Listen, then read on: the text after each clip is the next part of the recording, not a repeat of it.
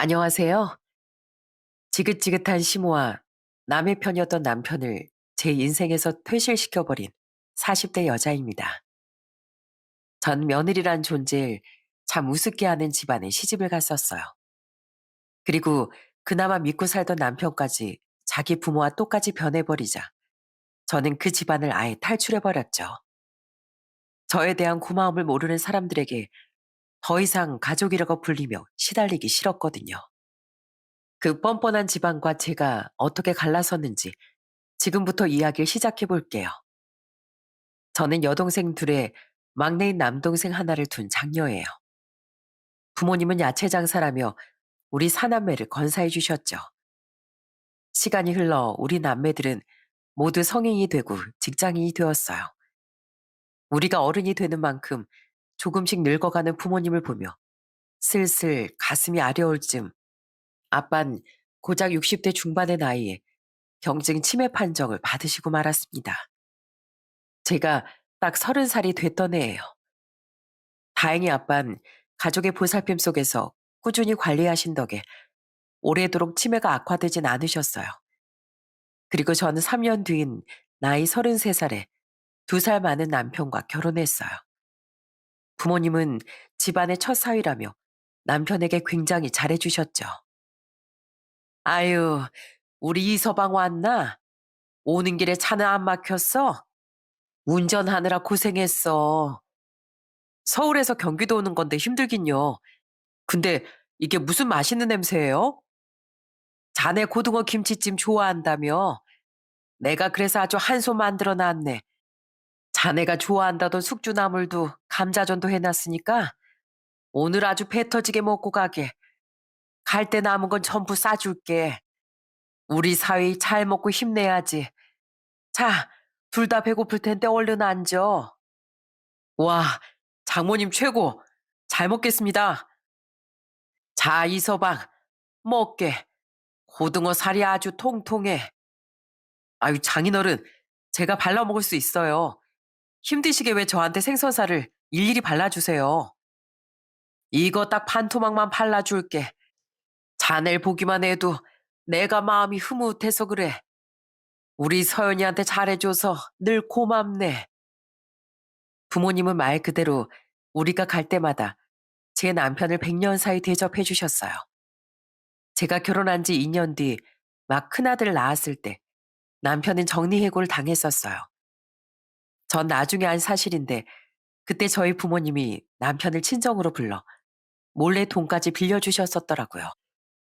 서연이도 애 낳고 잠깐 일 쉬고 있는 상황에 실직해서 많이 초조하고 불안하지? 생활비도 부족할 거고 우리가 돈 빌려줄 테니까 너무 초조해하지 말게. 이거 생활비에 보탰으면서 천천히 일자리 구해. 너무 서두르면 될 일도 안 되는 법이니까 마음 편히 가지고. 알았지? 서연이 성격이 알면 많이 미안해할 테니까 서연이한테 말하지 말고. 그때 부모님은 자존감이 많이 떨어진 데다 초조하기까지 했던 제 남편을 돕고 싶으셨던 겁니다. 다행히 얼마 뒤 더 좋은 회사에 취업한 남편은 그때 친정 부모님이 해주신 말과 함께 부모님이 돈을 빌려주셨다는 말을 털어놨어요. 이후 그 돈을 전부 갚긴 했지만 그때 남편은 저희 부모님께 정말 많이 감사해했죠. 저 또한 마찬가지였고요. 이렇게 남편과 전 2살 터울의 두 아들도 낳고 친정 식구들과도 화목하게 잘 살아갔습니다.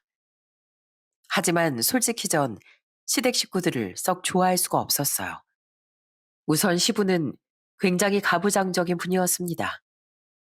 작은 애 너 옷차림이 그게 뭐냐? 어디서 여자가 다리를 훤히 드러내고 다녀? 그것도 시댁에 오는데. 아버님, 여름이라 더워서 반바지 좀 입은 거 가지고 여자 남자가 왜 나와요? 심지어 이거 무릎까지 덮는 바지인데요. 우선 자식 결혼을 시키려고 결혼 전엔 정체를 숨겼던 건지 시부는 결혼 후에 본 모습을 드러냈습니다. 저보다 2년 먼저 시숙과 결혼했던 형님은 그런 시부의 성격을 알고 미리 늘 조심하더라고요. 웃긴 건 정작 시부와 같이 살던 시모는 그런 시부의 말을 절대 듣지 않았었다는 거예요. 이게 다 당신 때문이잖아. 당신부터가 덥다고 집에서 소매도 없는 원핏을 입고 돌아다니니까 며느리들 기강이 잡혀? 아이 시끄러워. 내 평생 당신하고 당신 부모한테 시달리고 살았는데 60 넘어서까지 내 집에서 옷도 편히 못 입어? 며느리들은 며느리들이고 난 나야. 확 주둥이를 꿰매버릴라.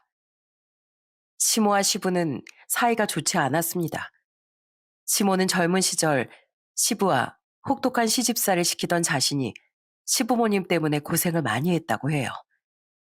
그래서 시모는 시부를 싫어했고 시부 또한 자신과 반목하려 들던 시모가 못마땅했던 거죠. 시모가 시부 때문에 고생했던 이유는 두 가지였는데 하나는 앞서 말했듯 가부장적인 성격이었고 또 하나는 가장 심각한 문제인 술이었어요. 시부는 알코올 중독이다 싶을 정도로 정말 매일같이 술을 끼고 사는 분이었거든요. 거기까진 그렇다 치는데 시부는 술에 취할 때마다 진상을 부렸습니다.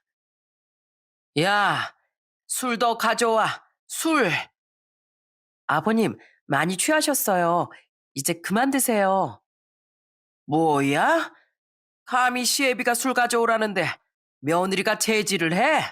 당장 안 가져와. 아버지, 저희 집사람 말대로 많이 드셨잖아요. 그만 드시고 좀 주무세요. 아주버님, 아주버님도 아버님 좀 알려주세요. 저번에 형님이 곤혹을 겪고 계실 때도 가만히 계시더니 왜 그렇게 보고만 계세요? 형님이 어린 시조카들과 저희 애들 데리고 피신해 있는 동안 전 남편과 함께 시부를 말리며 시숙에게도 도움을 요청했어요. 하지만 시숙은 소파에 드러누워 허벅지만 벅벅 긁으며 심드렁하게 말하곤 했죠. 말려봐야 아버지가 우리 말을 듣나요 뭐. 그냥 두세요 재수 씨. 그 호박전 남은 거 있으면 좀 데워다 주실래요? 좀 출출해서요. 뭐라고요? 지금 이 상황에서 저한테 전을 가져다 달라고요? 제가 무슨 심부름꾼이에요? 직접 가져다 드세요. 재수신 참 성격이 드세다니까. 아유 됐어요. 방에 있는 저희 집사람한테 시키죠 뭐. 여보, 나 전 좀 데워다 줘. 아버님도 아주버님도 정말 너무하시네요. 아버님, 전 아버님 술시중이나 들러 여기 온 거 아니니까 이만 가보겠습니다. 그리고 아주버님, 자꾸 형님을 아랫사람 부리듯 함부로 대하시는데 그러다 나중에 큰 코 다치세요. 저도 정말 참다 참다 이건 아닌 것 같아서 말씀드리는 거예요. 시숙은 시댁의 일을 방관할 뿐 아니라 당연한 듯 형님을 시켜먹던 사람이었어요. 그런 심성이 여렸던 형님은 또 한숨을 쉬며 시숙의 말을 전부 들어주더라고요. 그런 엉망인 시댁꼴을 보며 속만 부글부글 끓이던 전 언제부턴간 참지 못하고 쓴소리를 쏟아내곤 했죠. 그런데 여러분, 사실 시댁의 끝판왕은 따로 있었어요. 그건 바로 시모였습니다. 이에 감히 어디 며느리가 자기 시숙한테 언성을 높여? 저 고주망태기 양반이야 상종할 가치가 없다 치지만 감히 내 아들한테까지 건방지게 구는 건 내 절대 못 참지. 시숙이 전종 가져다 달라고 하면 네 알겠습니다 해야지. 어디서 건방지게 가르치려고 들어? 그리고 큰애 너 애초에 네가 문제야 네가. 네 남편이 허기져하기 전에 아내가 됐으면 미리미리 챙겨줬어야 하는 거 아니야? 어머니, 어머니 또 왜 그러세요? 집사람이랑 형수님이 무슨 잘못이 있다고요? 형, 형수님 챙겨. 우리 그만 다 해산하자. 여보, 내가 대신 사과할게. 정말 미안해. 시모는 시부만큼이나 며느리들을 몸종처럼 여기는 사람이었어요. 자기도 그렇게 시부와 시부모 때문에 고생했다는 사람이 말이죠. 심지어 시모는 시부보다 더 며느리들을 괴롭혔습니다. 시모는 며느리들이 시댁에 가면 엉덩이를 붙이는 꼴을 못 봤어요. 심지어 밥을 먹을 때도 말입니다.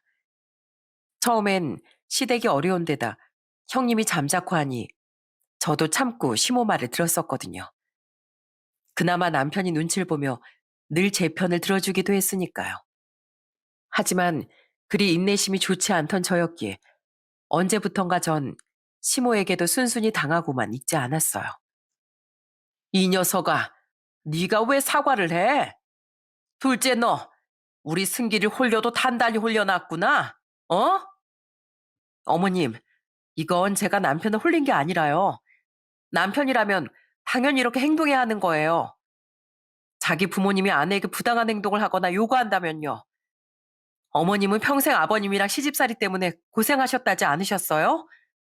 그런 아픔을 누구보다 잘 아시는 분이 어떻게 형님하고 저한테 매번 시집살이 시키려고 하세요? 어머님 이러시는 거 어머님 자식들에겐 하등 도움이 안 되는 거예요. 제발 저랑 형님 좀 그만 괴롭히세요.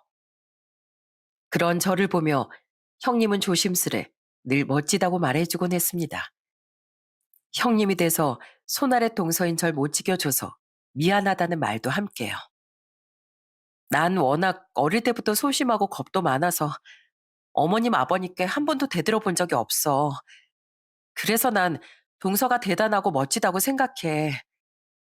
멋지긴요. 근데요, 형님. 너무 참고만 사시면 전 안 된다고 생각해요. 어머님, 아버님도 아주버님도 형님이 마냥 참기만 하니까 더 괜찮다고 생각해서 그러는 거니까요. 전 어머님, 아버님에게도 화가 나지만 시집살이 당하는 형님을 두고만 보는 것도 모자라 아랫사람 대하듯 부리는 아주버님에게도 너무 화가 나요.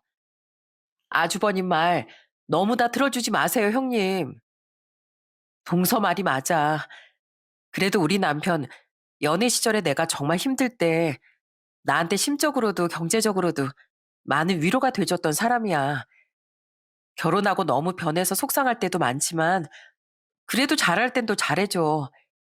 그래서 내가 남편 행동을 힘들지만 다 받아주게 되는 것 같아. 하지만 어머님 아버님의 행동만큼은 나도 이제 마냥 참지만은 못하겠어. 동서랑 같이 앞으로 나도 용기 내볼게. 형님은 정말로 서서히 저와 합심해 시부모님의 부당함에 맞서기 시작했습니다.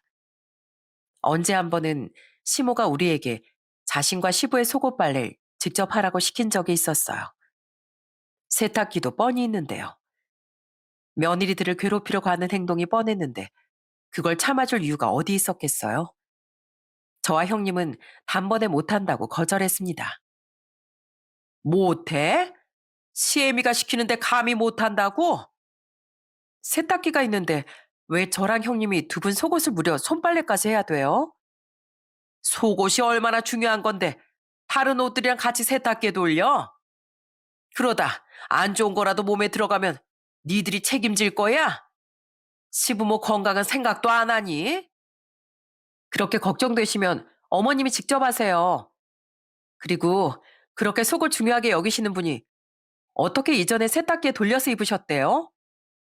어머님 평소에 수건이든 속옷이든 양말이든 다 한 번에 넣고 돌리시지 않아요? 그건 내가 팁인가 어디서 얼마 전에 봤어. 속옷은 더 깨끗하게 관리해야 된다고. 그래서 이제부터라도 신경 쓰려고 하는 거야. 근데 둘째는 왜 항상 내 말에 따박따박 지질 않어? 아유, 짜증나 정말. 얘 큰애야. 너라도 얼른 해라. 싫어요, 어머님. 저 요새 안 그래도 주부 습진 때문에 손 아픈데 이건 너무 부당해요. 이런 억지 저도 더는 못 들어드려요. 뭐야? 아이고, 둘째 저것이 순에 빠진 큰애마저 아주 못된 물을 들여놨구나. 이렇듯 형님은 힘들어도 조금씩 용기를 내신 거예요. 이외에도 우린 계속 시부의 술주정과 시모의 시집살이 때문에 시댁과 마찰을 빚었습니다. 그럼에도 불구하고 제가 계속 시댁에 갔던 건 남편 때문이었어요.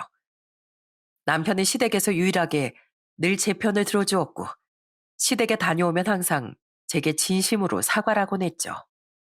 매번 정말 미안해 여보. 사실 어릴 적부터 아버지가 워낙 우악스러우셨다 보니까 나도 형도 거역을 잘 못했어. 그게 지금까지 몸에 배서 아버지께 막 대들 용기가 안 나는 것 같아. 그리고 어머니도 성격이 너무 이상해지신 거 나도 아는데 어머니가 얼마나 고생하면서 사셨는지 아니까 어머니께도 큰 소리를 잘 못 내겠어. 근데 여보, 난 형하고는 달리 어떻게든 당신 편이 되어주려고 하고 평소에도 잘하잖아. 내가 앞으로도 당신에게 몇 배 더 잘할 테니까 우리 부모님은 조금만 참아주면 안 될까? 못난 남편이라 정말 미안해. 남편이 저에게든 친정에게든 잘하던 것도 사실이었어요. 그랬기에 남편을 봐서라도 시댁에 최소한의 돌인하며 산 거죠. 어차피 서울에 살던 우리와 달리 충청도에 있던 시댁에 자주 내려갔던 것도 아니었고 양가의 문제를 무자르든 냉정하게 외면할 수도 없는 노릇이었으니까요. 하지만 시댁에 가긴 가되 저는 계속 시부모와 부딪히며 살았던 거예요. 그런데 늘 제게 미안해하고 더 잘하려던 남편은 언제부턴가 점점 변해가더군요. 여보, 당신 이번에 시댁에서 나랑 형님만 힘들게 음식하는데 돕지도 않고 누워만 있었어? 언젠 당신이 최선을 다해 날 돕겠다며. 그래서 내가 계속 시댁에 가고 있는 거잖아. 근데 요즘 당신 행동 점점 아주버님이랑 똑같아지고 있는 거 알아? 어머님이 부당하게 행동하셔도 나서서 말리기는커녕 맞서는 내게 오히려 유난이라고 하질 않나. 대체 왜 그래? 내가 그냥 요새 피곤해서 그래. 그래서 가서 좀 누워 있었던 게 그렇게 큰 잘못이야? 그리고 내가 따박따박 당신 편을 들어주니까 어머니가 오히려 더 성을 내시는 것 같아. 그래서 그냥 어머니 편을 들어드린 거야. 내 깊은 뜻도 모르면서.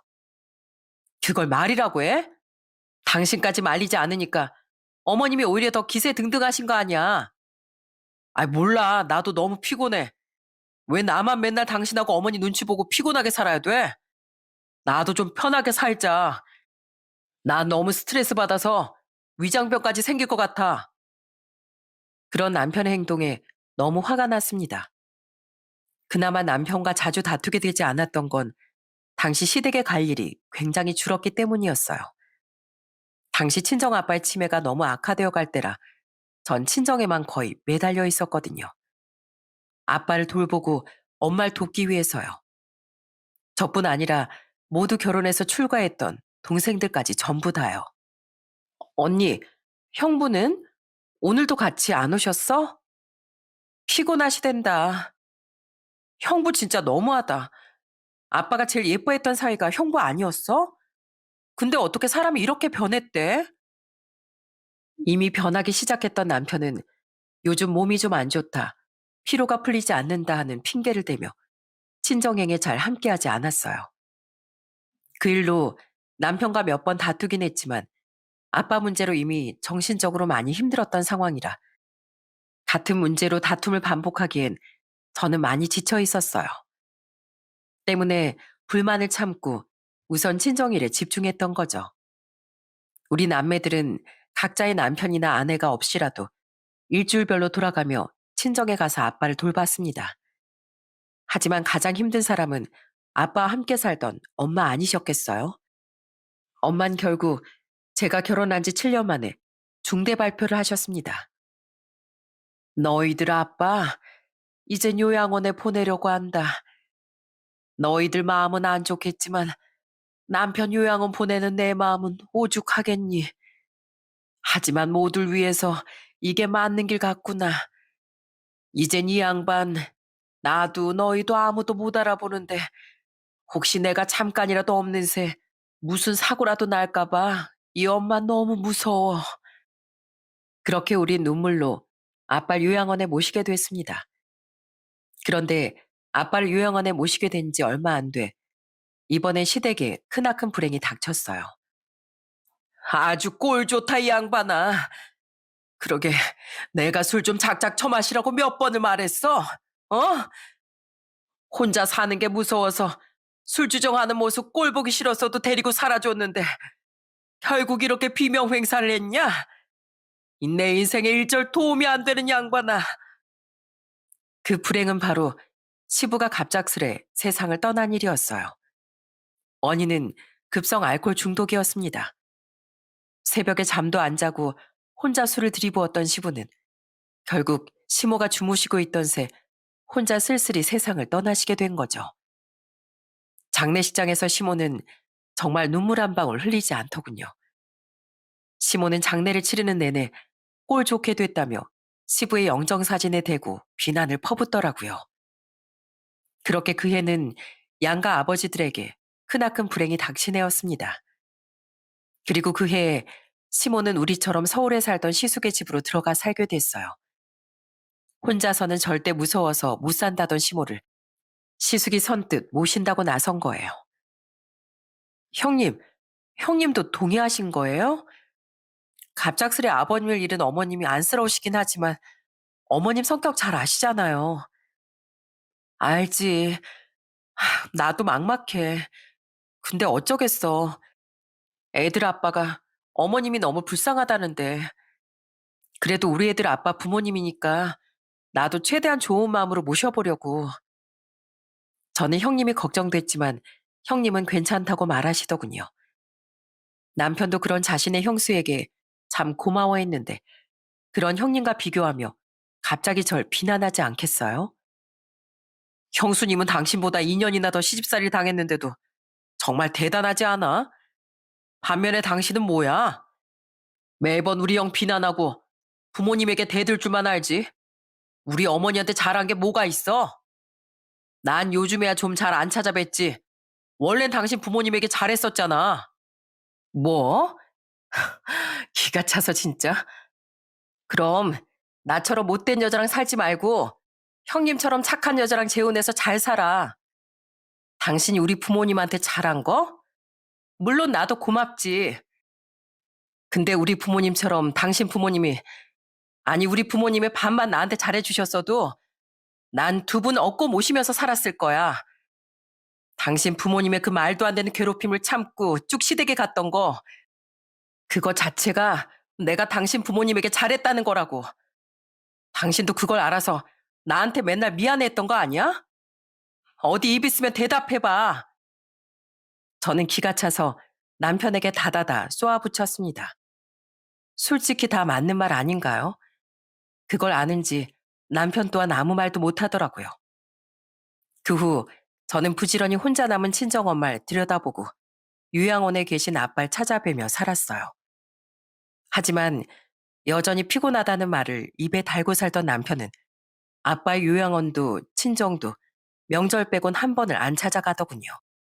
반면 혼자 남은 시모가 불쌍하다며 시숙의 집엔 주기적으로 찾아가더라고요. 저는 남편에게 화가 났지만 처음엔 그래도 혼자 된 시모에게 작은 연민이나마 느껴서 따라갔습니다. 반찬이 이게 뭐야? 순나물에 말라 비틀어진 것들밖에 없잖아. 너 지금 이 시애미 무시하냐? 나 좀 모시고 산다고 유세 떠는 거야? 그게 아니고요, 어머님.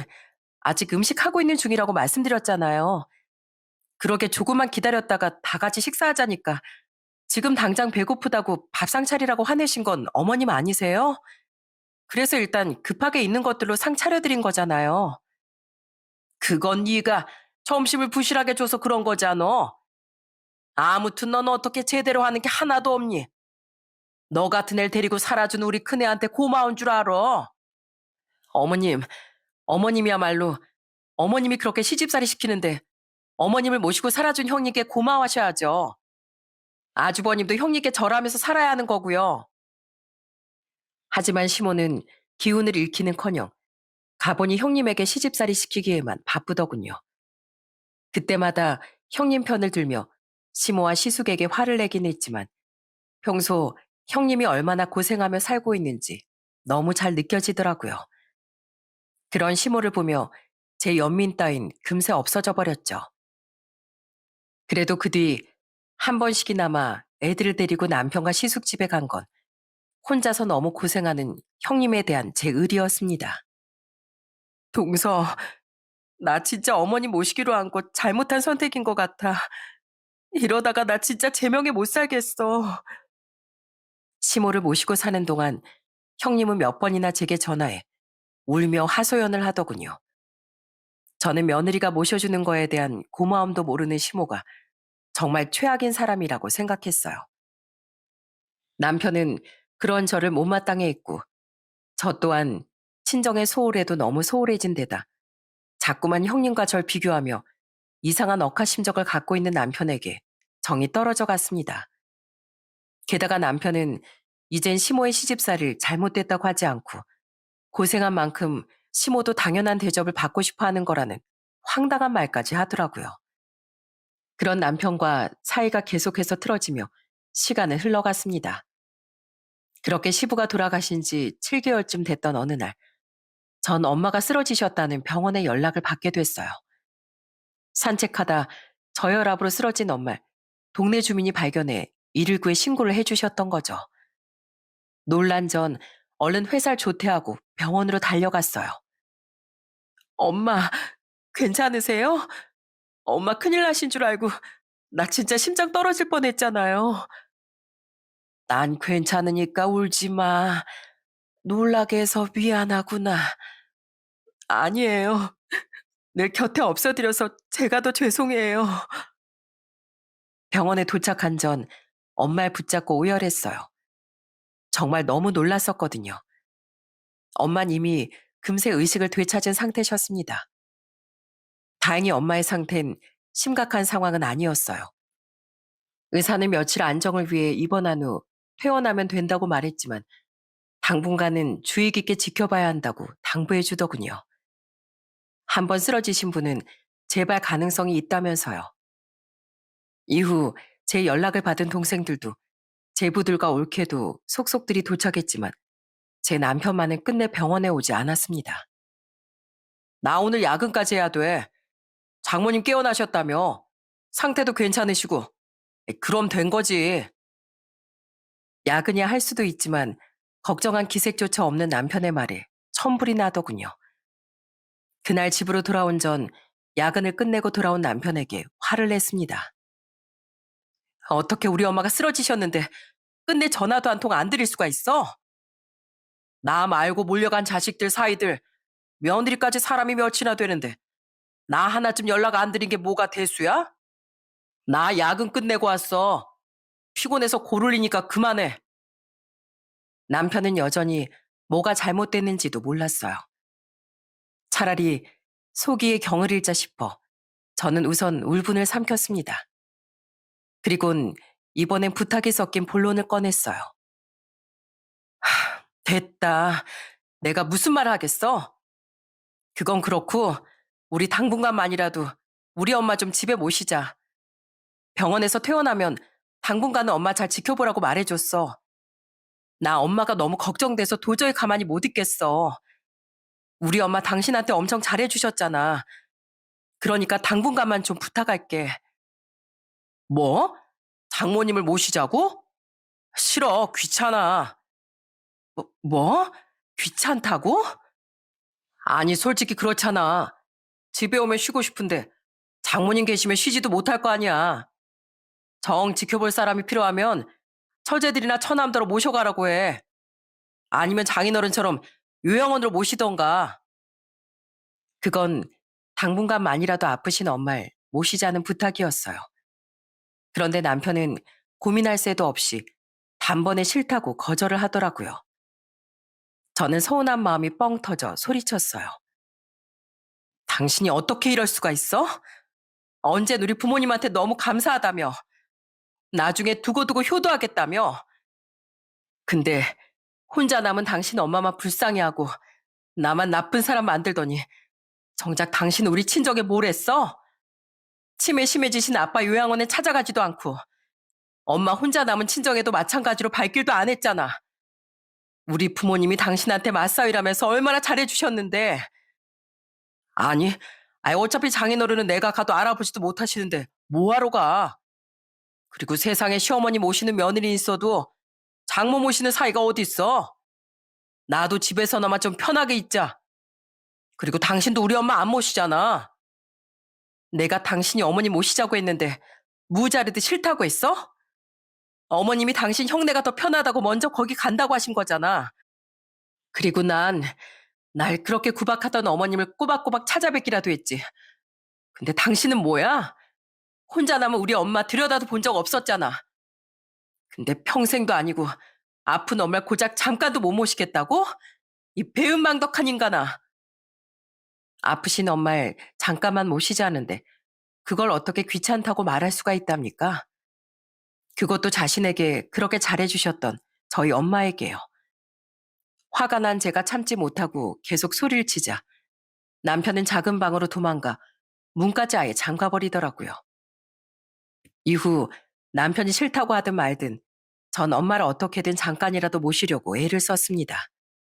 엄마가 정말 너무 걱정됐거든요. 하지만 엄만 끝끝내 제 부탁을 거절하셨어요. 네가 말은 안 했어도 요즘 이 서방이랑 사이 안 좋은 거 엄마도 다 안다. 그러니 이 서방이 계속 나도 네 아빠도 안 보러 왔던 거겠지. 괜히 나 때문에 너도 불편하게 하기 싫다. 엄만 제가 남편과 사이가 틀어질 대로 틀어진 걸 이미 아셨던 거예요. 결국 엄만 잠시 둘째네에서 머물게 되셨습니다. 동생들은 아예 엄마를 모시고 살고까지 싶어 했지만 결혼한 자식들에게 폐를 끼치기 싫다며 엄만 거기까진 거절을 하시더라고요. 그리고 남편은 엄마가 퇴원하실 때까지 병원을 단 한 번도 와보지 않더군요. 정말 맞이로서 엄마도 동생들 보기도 너무 미안하고 민망했죠. 동서, 나 이대로는 도저히 못 살겠어서 어머님한테 나가라고 말씀드렸어. 그런데 2주 뒤 시몬은 시숙의 집에서 나와 여전히 팔리지 않고 남아있던 충청도의 원래 시댁으로 돌아가게 됐습니다. 그 착한 형님도 결국 시모의 폐악을 못 견딘 거죠. 시숙은 그 순하던 형님이 이혼이라는 강수까지 들고 나오자 기겁하며 시모를 내보냈다고 하더라고요. 평소 그렇게 형님을 막대하더니 대리효도로 만족하다 막상 이혼당할 것 같자 납작 엎드린 겁니다. 그리고 시모가 충청도 집으로 돌아간 지 일주일 뒤 저는 기함을 했습니다. 어머님? 뭐야, 당신 어머님 모시고 온다는 얘기 나한테 한마디도 없었잖아. 그날 남편이 제게 상의도 없이 회사를 조퇴까지 하고 시모를 모셔온 거예요. 이제 막 애들을 어린이집에서 하원시켜 퇴근했던 전 갑자기 들이닥친 남편과 시모를 보고 말문이 턱 막혔죠. 남편은 황당해하는 제게 이렇게 말했어요. 어머니가 감기에 걸려서 너무 아프다고 나한테 전화하셨더라. 그래서 마음 아파서 모셔왔어. 며칠 좀 보살펴 드리려고 말이야. 시모가 급하다며 화장실에 달려간 사이 남편은 태연한 말투로 제게 저렇게 말하더군요. 저는 기가 막혀서 따졌어요. 감기? 우리 엄마가 쓰러지셨을 땐 쌩하니 모른 척 하더니 감기에 걸리셔서 모셔왔다고? 나한테 한마디 말도 없이? 아이, 몰라. 여기 내 집인데 내 마음대로 어머니도 못 모셔와? 우리 어머니가 겉으로는 안 그래 보이셔도 아버지 잃고 상심이 엄청 크셨어. 게다가 형네한테 쫓겨난 거에 대한 마음의 상처까지 겹쳐서 우리 어머니 지금 몸도 마음도 약해진 상태야. 이런 어머니 혼자 뒀다가 큰일이라도 나면 어떡해? 어? 어머니 나오셨다. 나 우선 씻는다. 자기도 떳떳하지 못한 걸 잘 알고 있었는지 남편은 후다닥 화장실로 도망을 갔습니다. 시부모가 아프시면 잠시 모실 수야 있지만 자기가 한 짓이 있는데 너무 뻔뻔하지 않나요? 절대 제 기분이 좋을 리 없었죠. 그런데 아프다던 시모는 대뜸 제게 정육점에 가서 고기를 사오라고 하더군요. 나 돼지 등갈비찜이 먹고 싶구나. 그리고 아프면 잘 먹어야 되는 거 알지? 등갈비찜 말고도 한 구첩반상 정도는 차려서 아픈 시엠을 대접해야 되지 않겠니? 기가 막혔습니다. 게다가 감기는커녕 기운이 펄펄 넘쳐 보이는 사람이 대체 무슨 감기인가 싶더라고요. 심지어 시모의 짐에는 약도 전혀 보이지 않았어요. 이 상황이 너무 화가 났지만 전 시모가 혹시라도 진짜 아픈 걸까봐 상태를 물어봤습니다. 그때 시모는 감기라니까 뭘 물어. 몸도 쑤시고 열도 나고 아주 아파 돌아가시겠다. 하며 갑자기 끙끙 앓는 소리를 내더군요. 저는 그런 시모의 이마를 손으로 짚어봤는데 오히려 제 이마가 더 뜨거운 것 같았어요. 그래서 싫다고 난리치는 시모의 체온을 체온계로 겨우겨우 재보니 지극히 정상이더라고요. 그거 고장 난 거 아니냐? 며칠 전에 우리 큰애 열났을 때만 해도 잘 재지던 게 왜 고장이 나요? 아니야. 아이, 그거 고장 난 거야. 아무튼 그렇게 아프시면 등갈비나 구척 반상이 아니라 죽 끓여 드릴게요. 집에 몸살약 있으니까 그것도 우선 드시고요. 주말인 내일도 여는 병원이 있는지 저도 이따 찾아볼게요. 야? 아이, 됐어. 내 나이엔 약 같은 거 함부로 먹으면 안 된다고 TV에서 그러더라. 그리고 병원은 무슨 원래 감긴 자연 치유시키는 거야. 그리고 아프면 잘 먹어야 된다는 내 말 그새 잊었어? 죽은 무슨. 얼른 등갑이집 만들어서 내놔. 여보, 뭐해? 아프신 분 말대로 해드려야지. 원래 환자가 자기 몸은 제일 잘하는 법이라잖아. 어머니, 둘째 며느리가 만들어주는 음식 드셔본 지 오래되셨죠? 오신 김에 많이 많이 대접받으세요. 약을 먹으래도 싫다. 죽도 싫고 병원도 싫다. 난리치는 시모의 모습을 보니 확실히 꾀병이라는 걸 알겠더군요. 그 와중에 씻고 나온 남편은 제 눈치를 보며 저딴 말을 해대더라고요. 약이 바짝 오른 전 퇴근하고 저도 힘들어 죽겠으니 절대 못한다고 못을 박았죠. 그렇게 대접해드리고 싶으면 당신이 직접 해드려. 아니면 배달시켜드리던가. 그럼 되겠네. 겸사겸사 시켜서 애들 밥도 당신이 챙겨줘. 난 힘들어서 입맛도 없으니까. 어머님, 요즘 배달 음식 되게 잘 나오는 거 아시죠? 원래 등갈비찜 같은 건 밖에서 파는 게 더 맛있는 거예요. 많이 드세요. 뭐? 아픈 시애미한테 배달 음식을 먹으라고? 저저 못된 것 같으니라고. 시모는 노발대발했지만 저는 두 귀를 꽉 닫고 방으로 들어와 버렸습니다. 그렇게 아프다던 시모는 그날 결국 남편이 시켜준 등갈비찜을 산더미처럼 먹고 꿀잠을 주무시더군요. 우리 작은 아들의 방에서 코까지 아예 드르렁드르렁 골면서요. 그러다 다음날 늦지막이 일어난 시모는 대뜸 집안을 둘러보며 이것저것 트집을 잡기 시작했어요. 너 집안 청소는 잘하고 있는 거냐? 벽지가 아주 누래진 게 평소 니 게으른 살림력이 보이는 것 같은데 겉든 색깔 꼬락서니하군. 아무래도 너 나한테 앞으로 살림 좀 다시 배워야겠다. 커튼 색은 어머님 아들이 고른 거고요. 벽진 아이보리색이라고 원래 그런 색이에요. 근데 어머님 감긴 다 나으셨나 봐요. 기운이 아주 펄펄 넘치시네요. 아유, 아니야. 아프다니까. 내가 기운이 넘쳐? 너 눈깔이 삐었니? 아이, 됐고. 아무튼 너 앞으로 나한테 살림 다시 배울 각오나 해. 그리고 말이다. 진환이랑 진우 있지? 어제처럼 앞으로는 둘이 같은 방 쓰게 하고 진우 방은 내가 좀 쓰자. 화장대도 하나 들여놓고 해서 내 방으로 아예 꾸미면 좋을 것 같아.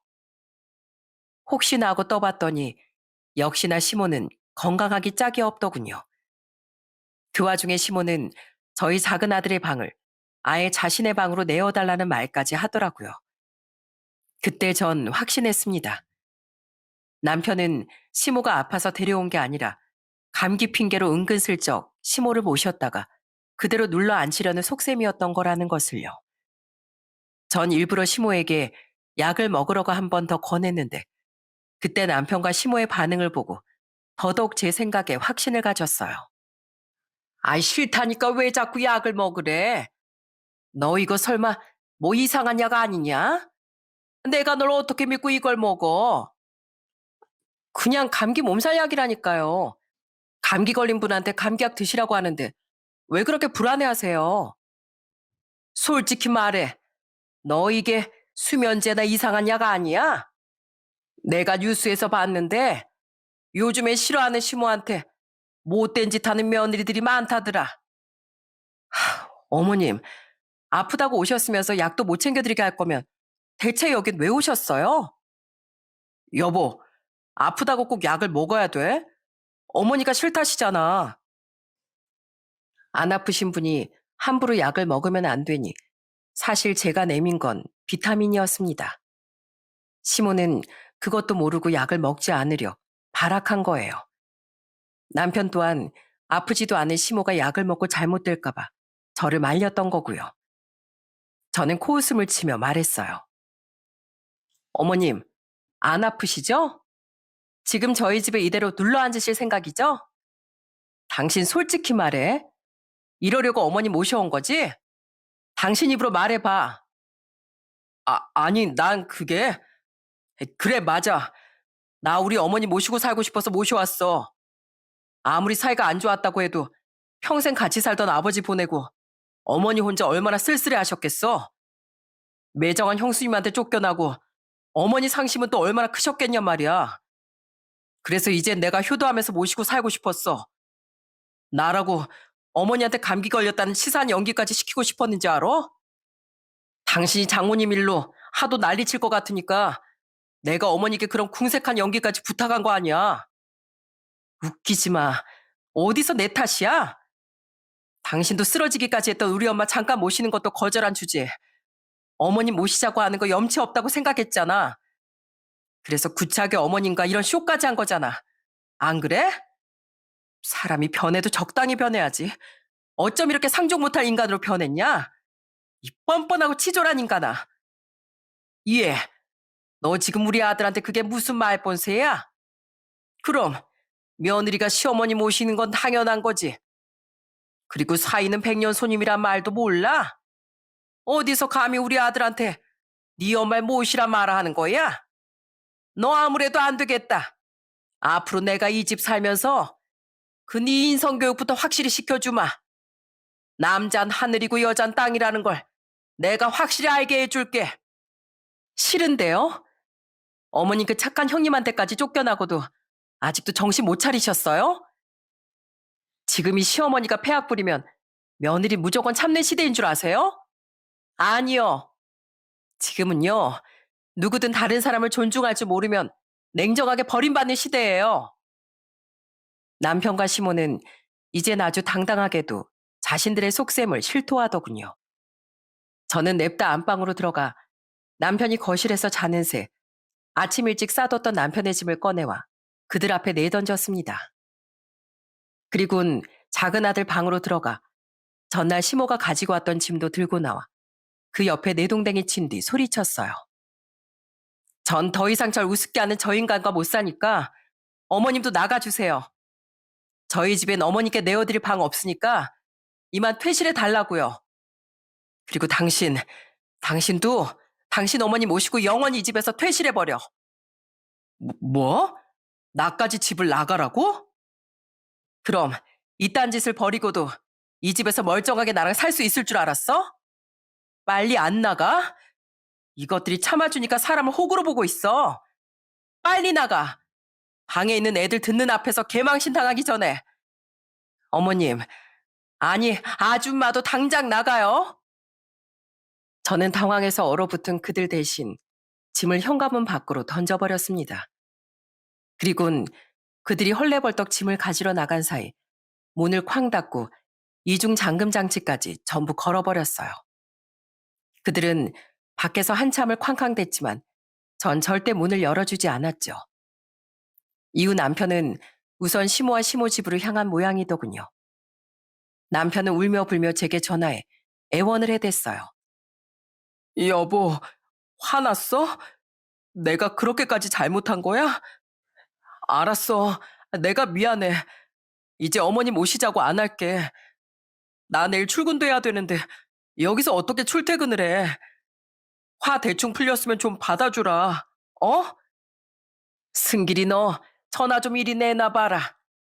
예, 애미 너 왜 내 전화나 안 받아? 너 감히 우리 아들 내쫓아?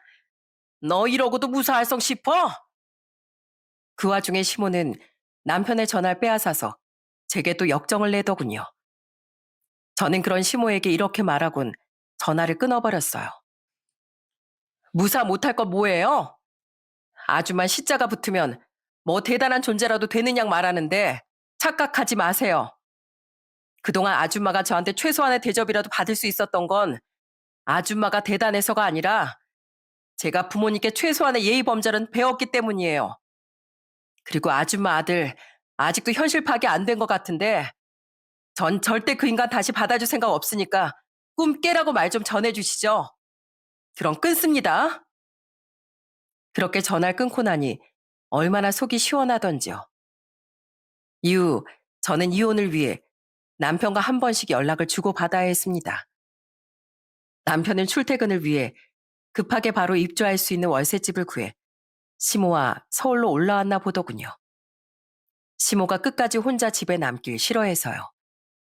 하지만 혼자 시모를 모시려니 도저히 안 되겠었는지 남편은 며칠 만에 시모를 다시 시모의 집으로 돌려보냈다고 하더라고요. 그 얘기라며 그놈이 덧붙인 뒷얘기가 정말 기가 막혔어요. 여보, 나도 형처럼 어머니보단 당신을 택했어. 그러니까 나 한 번만 봐주라. 어? 나도 어머니보단 내 가정이 우선이라니까. 날 택했다고? 이거 진짜 웃기는 인간이네. 그냥 당신 혼자 어머니 모시고 살기 싫어서 내려보낸 거면서 어디 자기 좋은 대로 말을 갖다 붙여? 난 당신 엄마도 싫지만 내가 가장 실망한 사람은 바로 당신이야. 우리 이혼은 당신 엄마가 아니라 바로 당신 때문에 진행되는 거야. 착각하지 마, 이 한심한 인간아. 어디서 저런 뻔뻔스러운 말을 하는지 어이가 없더라고요. 그리고 그 방법이 통하지 않자 그놈은 이번엔 애들을 핑계로 또 제게 매달리더라고요. 물론 저는 너 같은 놈 없어도 애들 잘만 키울 수 있다고 소리쳤지만은요. 그랬던 놈이 진짜 저와 이혼하게 되자 뭘 하는지 아십니까? 난 우리 어머니도 못 모시겠어서 다시 집으로 내려보낸 사람이야.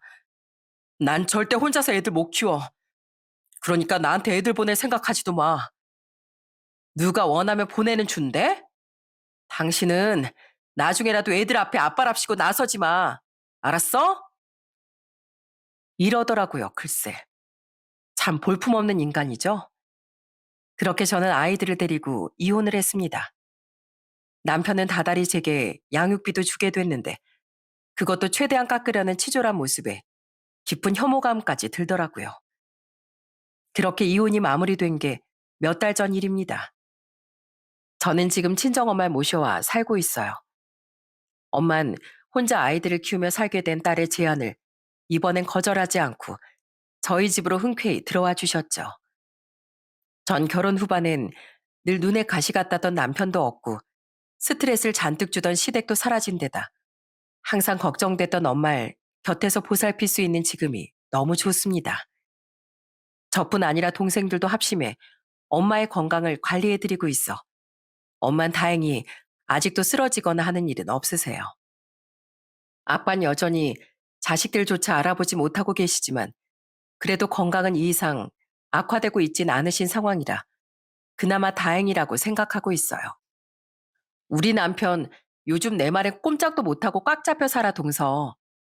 진짜 이혼당할까봐 무섭게 무서웠던 모양이야. 전 아주 가끔씩 아직도 형님과 안부를 주고받고 살고 있습니다. 들어보니 시숙은 완전히 전세가 역전되어 최근엔 형님에게 꽉 잡혀 살고 있다고 하더라고요. 시숙은 시모와 절연을 선언한 형님을 따라 지금 시모는 보지도 않고 살고 있다네요. 그리고 전 남편 또한 시모와 거의 보지 않고 살고 있다더군요. 전 남편은 전셋집을 구해 서울에서 혼자 살고 있는데 시모가 계속 자신도 같이 살자고 전 남편을 졸랐었나 봐요. 도련님 어머님 모시고 살기 싫으니까 어머님 연락도 피하고 어머님 댁에 가지도 않고 있나 봐. 자꾸 어머님이 조르시니까 말이야. 이 집 남자들 참 웃겨. 자기들이 직접 모시긴 싫으면서 왜 며느리한테만 희생을 강요하려고 했는지. 어머님도 그래. 애초에 며느리들에게 잘만 했어도 이렇게 비참한 상황은 맞닥뜨리지 않으셨을 거 아니야. 그치? 이렇게 며느리들을 괴롭혔던 시모는 결국 두 아들 모두에게 버림받게 됐습니다. 그런 저에게 고마운 줄 모르고 한술 더 뜨던 전 남편 또한 쓸쓸한 현재를 살고 있죠. 전 남편은 이혼 초반엔 제게 후회한다, 미안하다 하는 등의 문자를 보내더군요. 하지만 전 버스는 떠났다, 이 자식아 하는 짧은 답장과 함께 전 남편의 연락처를 뚝 차단해버렸어요. 저는 저와 달리 이혼을 선택하지 않은 형님의 선택도 충분히 존중합니다. 그렇기에 우린 각기 다른 선택을 한 서로를 응원해주고 있어요. 전 형님의 응원처럼 홀로 서기를 시작한 제 스스로의 인생을 아주 많이 격려해주고 응원하면서 살아가려고 해요. 부모님을 잘 보살피고 아이들을 잘 키우면서요. 제가 이혼을 하면서 깨달은 교훈이 하나 있습니다. 누군가의 희생으로 얻은 편안함은 결코 온전하고 영원하지 않다는 것이었죠. 요즘엔 세상이 많이 변했지만 아직도 많은 시댁이나 남편들이 여자의 희생을 당연히 여기는 것 같더라고요. 역지사지에서 친정을 챙기라면 기겁부터 하면서요. 하지만 얼른 정신 차리고 반성하지 않는다면 결국 모래알로 쌓아놓은 편안함이라는 성은 와르르 무너져 내릴 것임을 이 사연을 마무리하며 이야기하고 싶습니다. 그럼 전 여기서 이만 사연을 마치겠습니다. 모두 남은 하루도 평안하시고 늘 행복하세요.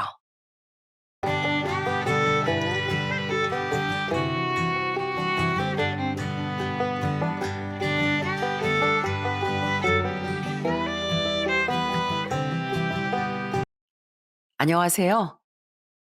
웹상에서 보고 들어보기만 했던 사회 악적인 인간을 직접 목격했던 여자입니다. 아니, 목격뿐 아니라 무려 가족이 될 뻔하기까지 했던 사람이에요. 왜냐하면 그 인간은 바로 저와 결혼식을 앞뒀었던 예비 남편이었거든요. 아마 결혼식 직전에 그놈의 실체를 폭로해준 한 은인이 아니었다면 제 인생은 지금 꼬일 대로 꼬여 있었을 겁니다.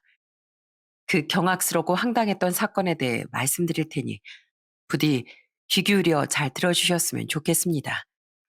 그럼 시작해 볼게요. 작은 피부샵을 운영하던 전 30대 중반쯤 건너 건너 우연히 알게 된 2살 많던 예비 남편과 연애를 시작했습니다. 혜민아, 잠깐만. 저기 할머니께서 아직 횡단보도를 다 건너주려면 한참 걸릴 것 같은데 내가 가서 좀 도와드리고 올게. 할머니! 예비 남편은 굉장히 다정하고 착한 사람이었어요. 걸음이 느린 어르신들이 위험하게 횡단보도를 건너고 계실 땐 언제 봤는지 얼른 뛰어가 어르신들의 짐을 들어드리고 손을 잡아드리길 주저하지 않는 그런 선한 사람이요.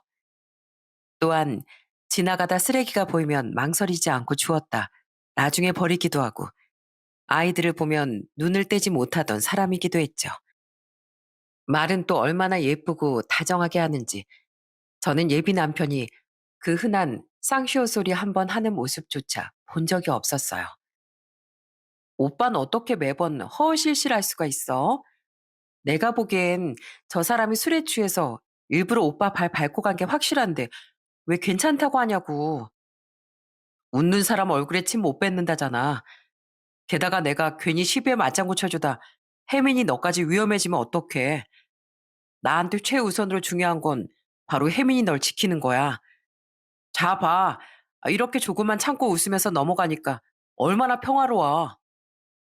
이렇게 착하지, 술, 담배도 멀리하지, 제게 누구보다 다정하지, 세상에 이런 남잔 또 없을 거라고 생각했습니다.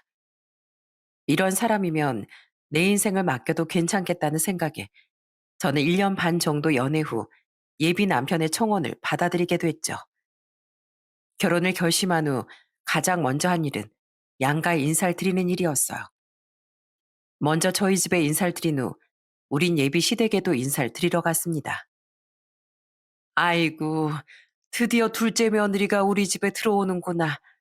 오느라 고생했다. 얼른 들어와라. 세상에 피부샵을 운영한다더니 그래서 그런가? 왜 이렇게 아가씨가 고와? 얼굴만큼 마음씬 더 고울 것 같네. 그날 예비 시부모는 저를 굉장히 환영해 줬습니다. 그 집에서 함께 살고 있던 예비 시숙도 낯선 손님을 보고 해맑게 웃어주던 예비 시숙의 내 아이도 함께요. 딱 한 사람, 제 예비 손윗동서인 예비 형님이 될 분의 표정만은 밝지 않았는데 예비 남편이 제게 귀띔을 해주더라고요. 우리 형수님이 표정이 좀 안 좋으시지? 마음은 착하고 좋은 분인데 애들이 넷이나 돼서 늘 피곤해하셔. 우리 형이랑 형수님이 워낙 금술이 좋으셔서 애가 좀 많아. 그 말처럼 예비 남편과 동갑이라던 예비 형님은 그날 내내 정말 피곤해 보였습니다. 예비 시댁 식구들과 제가 식사를 하고 긴 담소를 나누는 내내 예비 형님은 거의 한마디도 안 하고 음식을 나르거나 가만히 앉아만 계셨거든요. 아이들을 보살피면서요. 그래도 다른 식구들은 제게 계속해서 다정한 말을 걸어줬기에 그런 예비 형님으로 인해 어색하진 않았어요. 우리가 다행히 조상님들 덕에 집안이 좀 넉넉해 생색 내려는 게 아니라 그러니까 항상 우릴 든든히 여기며 살라는 거다. 우리가 저쪽 동네에 전세 주고 있는 아파트가 한 채 있거든. 거기 세입자들 계약 기간 끝나면 내보내기로 했으니까 그 집 들어가서 너희가 살려무나. 요즘 세상에 집값이 제일 큰 골치인데 그 정도는 부모인 우리가 해줘야지. 감사합니다, 어머님, 아버님. 예비 시댁은 집안이 여유로운 편이었습니다. 이 집값 비싼 서울에 저희에게 신혼집으로 내어줄 아파트도 한 채 가지고 있을 정도로 말이죠. 당장 예비 시댁만 해도 방이 5개나 되는 아파트였기에 애가 넷이나 되는 예비 시숙 부부도 함께 살 수 있던 것 같더라고요. 그렇게 경제적 여유도 여유지만 그 집 식구들의 인성도 굉장히 넉넉해 보이더군요. 평소에 봉사를 많이 다닌다지? 우리도 몸이 힘들어서 직접 봉사로 다니지 못해도 꾸준히 기부나 후원은 하고 있단다. 그래서 네가 그런 착한 애라는 걸 들었을 때 딱 우리 집 며느리감이다 싶더라고. 우리 큰며느리도 참 착해서 여태 시부모인 우리랑 이렇게 같이 살아주고 있잖니. 우리 애밀 며느리가 아니라 딸처럼 여기고 있어서 너도 결혼하면 큰애처럼 우리랑 그렇게 가깝게 지냈으면 좋겠구나. 여보, 요즘 애들은 딸 같은 며느리라는 말 안 좋아한다잖아요. 괜히 부담 주지 말아요. 얘 혜민아, 우리랑 친부모 지간처럼 지내거나 안 해도 되니까 부디 사이좋게만 지내자꾸나. 우린 요즘 말 많은 시집살이나 그런 게 뭔지 일절 모르는 사람들이야. 맞아요, 재수 씨. 아, 재수 씨라고 불러도 되죠?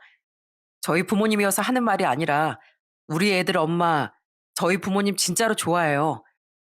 분가하자고 말해도 두 분 옆에서 떨어지기 싫다면서 계속 이 집에서 살길 고집하고 있는 사람이 바로 이 사람일 정도로요. 그치, 여보? 어? 그럼 저희 어머님, 아버님 참 좋은 분이에요. 이해. 넌 이제 가족들 사이에 거리감 느껴지게 혜민 씨가 뭐니? 그냥 동서라고 불러. 그리고 그 사과랑 다 이리 줘라. 식사 차리고 뒷정리하느라 고생 많았지? 과일 갖고 정리하는 건 이제 이 엄마가 할게. 우리 예쁜 며느리 고생 많이 시키기 싫으니까. 이미 저를 한 가족이 된 듯 살갑게 대해주던 예비 시댁 식구들의 태도에 안도가 됐습니다. 화목한 가정에서 자란 제게 화기애애 보이는 예비 시댁의 분위기는 결혼에 대한 더 큰 확신을 줬거든요. 무엇보다 제 예비 형님을 우리 딸, 우리 며느리라고 부르며 위해주고 아껴주는 예비 시부모의 모습에 참 좋은 집안인 것 같다는 생각이 들었죠. 저는 그날 예비 시댁에서 나오기 전 예비 형님께 슬쩍 제 피부샵 명함을 드렸어요. 그리곤 의아해하는 예비 형님에게 이렇게 말했습니다. 형님, 평소에 이런 대식구 챙기고 애들 보느라 고생 많으시죠? 한번 시간 내서 저희 피부샵에 놀러 오세요. 제가 피부도 형님 피로도 풀어줄 수 있도록 잘 관리해 드릴게요. 너희 둘이 무슨 얘기하니? 아, 안 그래도 어머니께도 말씀드리려고 했는데 형님께 제 피부샵 명함 드렸어요. 한번 놀러 오시라고요. 아, 물론 어머님도 같이 오시라고 말하려던 참이었어요. 그래? 고맙구나. 꼭 한번 놀러 가마. 그때 등장한 예비 시모에게도 같은 권유를 한 뒤 전 그 집에서 나왔습니다. 이후 우린 상견례를 마치고 조금 빠듯한 6개월 뒤로 결혼식 날짜도 잡았어요. 예비 시부모가 우리에게 제공해 주기로 한 집에 세입자가 나갈 날이 얼마 남지 않기도 했고 마침 원하는 예식장에 그때 자리가 나기도 했었기에 구태여 날짜를 멀리 잡지 않은 거죠. 예비 남편이 하루라도 빨리 같이 살고 싶어 했거든요. 어서 오세요, 어머님, 형님. 잘 오셨어요. 오늘 제가 완전 풀코스로 대접해 드릴게요. 예비 형님과 시모는 정말 저희 피부샵에 한번 방문도 해 주었습니다. 전 정말 정성을 다해 두 사람을 관리해 줬어요. 솔직히 예비 남편이 없는 자리라 너무 어색할까 봐 걱정도 됐었습니다. 하지만 다행히 예비 시모가 쉴 틈 없이 말을 걸고 수다를 떨어주셨기에 전 어색함 없이 두 분을 관리해 드릴 수 있었어요. 물론 예비 형님은 여전히 말수가 적으셨지만은요. 예, 아가, 넌 애는 몇이나 낳고 싶니? 설마 우리 큰애네처럼 다둥이 엄마가 되고 싶은 거야? 애들은 좋아하지만 솔직히 넷은 힘들 것 같아요. 그래서 더 형님이 존경스럽더라고요. 전 한둘이면 딱 좋을 것 같아요. 그래, 그래. 둘 좋지. 아유, 맞다. 애 얘기하니까 생각났는데 내가 얼마 전에 뉴스를 보니까 요즘 고아원 애들 입양해서 친자식처럼 키우는 사람들이 적지 않다더라. 넌 입양에 대해서는 어떻게 생각하니? 입양이요? 글쎄요, 생각해 본 적 없는데. 그래도 입양 자체는 정말 숭고하고 대단한 일이라고 생각해요. 그런데 그건 갑자기 왜요? 왜는, 아이, 방금 말했잖아. 그냥 애들 얘기하니까 뉴스 내용이 생각났다고. 게다가 네가 고아원 봉사도 한 번씩 다닌다길래 순수하게 네 의견이 궁금해서 물어본 거야. 그때 예비 시모는 지나가듯 갑자기 입양 이야기를 제게 물었습니다. 그리곤 금세 다른 화제로 넘어가 버렸기에 저는 예비 시모가 그런 이야기를 꺼냈다는 것 자체를 금방 잊어버렸어요. 그냥 단순한 대화 소재 중 하나였을 뿐이라고 생각했으니까요. 오히려 기억에 남는 건 나보다 우리 큰애 좀 더 신경 써달라며 여전히 다정하게 예비 형님을 챙겨주던 예비 시모의 다정함이었죠. 난 진짜 복 받은 사람이야. 남들은 결혼 준비하면서 그렇게 많이 싸운다는데 난 오빠랑 결혼 문제로 말다툼 한번 해본 적 없잖아. 오빠가 다 나한테 맞춰준 덕분에 말이야. 정말 고마워. 고맙긴. 혜민이 네 말이 다 맞는데 우리가 싸울 일이 뭐가 있겠어. 난 혜민이 네 말이면 뭐든 다 오케이야. 앞으로 살면서도 그럴 거고 나야말로 나랑 결혼해줘서 고맙네요. 이후 저는 행복한 결혼 준비를 이어갔습니다. 한 번의 다툼도 없이 혼수도 드레스도 고르고 신혼여행 예약도 마치고 청첩장도 돌리면서요. 그렇게 모든 만반의 준비를 마친 뒤 이제 전 결혼식 당일만을 설레며 기다렸어요. 어? 형님, 연락도 없이 여긴 어쩐 일이세요? 그렇게 결혼식을 딱 3일 앞둔 날의 오후였습니다. 그날 전 일찌감치 예약 손님 맞이를 끝내고 가게 대청소도 싹 마친 뒤 막 가게 문을 닫으려던 참이었어요. 그날을 마지막으로 한동안 결혼식과 신혼여행 때문에 가게 문을 열지 않을 예정이었거든요. 그런데 갑자기 가게 문이 열리기에 돌아보니 예비 형님이 조심스레 들어오고 있지 않겠어요? 따로 연락을 주고받은 것도 아니고 대화도 몇 번 나눠보지 못한 사이였기에 너무 의아하더군요. 저는 얼른 예비 형님을 티테이블로 모시고 우선 차를 내드렸어요. 깜짝 놀랐어요. 혹시 지나가다가 들르신 거예요? 근처에 뭐 볼일 같은 거 있으셨어요? 아니요. 근처가 아니라 혜민 씨한테 볼 일이 있어서 왔어요. 저한테요? 그냥 전화로 하시지. 무슨 일이신데요? 그게 꼭 어머님, 아버님이 못 듣는 곳에서 해야 할 말이어서요. 보여드릴 것도 있고요. 아직도 저를 동서가 아닌 혜민 씨라고 부르던 예비 형님은 입술을 달싹이다 앞니로 잘근거리기도 하고 주머니에 손을 넣었다가 빼는 등 불안한 모습을 보이더군요. 대체 무슨 일인가 싶어 저는 인내심을 가지고 기다렸어요. 잠시 뒤 예비 형님은 드디어 결심했다는 듯 자신의 휴대폰을 꺼내 제게 뭔가를 보여주더군요. 우선 말을 하는데 앞서서 이것부터 보여드릴게요. 그래야 그 뒤에 이어질 제 말을 믿으실 것 같아서요. 이게 뭔데요? 저는 의아한 듯 예비 형님이 내민 휴대폰 화면을 들여다봤습니다. 그건 동영상으로 촬영된 듯한 한 영상이더군요. 그 영상은 웬 어린아기 얼굴에서부터 시작됐어요. 그리고 그 영상 속에 담긴 충격적인 진실을 알게 된 순간 저는 경악을 하고 말았습니다. 우리 준영이 이젠 배밀이도 잘하네. 저기 아빠한테도 가보자. 아유, 형수님, 왜 귀찮게 저한테 보내려고 해요? 저한테 보내지 마세요. 전제 보기만 해도 짜증나니까. 그래도 도련님 아들인데 좀 예뻐해 주세요. 매번 애는 보러 오시지도 않고 엄마 아빠가 멀쩡히 살아있는데도 제품에서만 자란 이해가 얼마나 불쌍해요. 그렇게 불쌍하면 형수님이 다섯째로 입양해 주시던가요. 아유, 몰라요. 자기 말대로 진짜 자기가 모성애가 있다면 애 엄마가 다시 데려가겠죠. 야, 저리 가. 확 발로 차버린다. 어머, 안 돼요. 영상은 돌도 안 되어 보이는 아기를 겁주듯 발을 들어올리던 아기 아빠라는 사람의 행동에 기겁했는지 촬영자인 듯한 예비 형님이 황급히 종료 버튼을 누르며 촬영이 끝난 것 같았습니다. 그 짧은 영상 속에서 예비 형님을 형수님이라고 부르고 있던 남잔 아무리 봐도 제 예비 남편이더군요. 하지만 생김새만 똑같았지 그 남자의 험한 말투와 심술궂은 표정은 너무나도 낯설었어요.